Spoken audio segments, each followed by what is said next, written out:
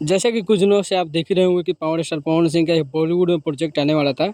तो उसकी खबरें सुबह से ही वायरल हो रही है कि संजय दत्त की आने वाली फ़िल्म जो है भूतनी करके एक फ़िल्म है, जिसमें संजय दत्त और पवन सिंह एक साथ नज़र आने वाले हैं एक गाने में।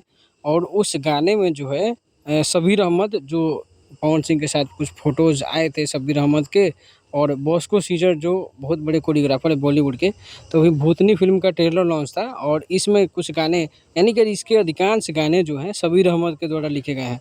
अब जिसके चलते ये न्यूज़ वायरल हो रही है कि पावर स्टार पवन सिंह का जो बॉलीवुड प्रोजेक्ट आने वाला था, वो इस गाने में शब्बीर अहमद फ़िल्म आने वाले हैं। क्योंकि शब्बीर अहमद के साथ फ़ोटो जो वायरल हुआ था उसमें लिखा गया था कि बहुत जल्द बॉलीवुड का प्रोजेक्ट जो है उसकी शूटिंग शुरू होगी मुंबई में करके।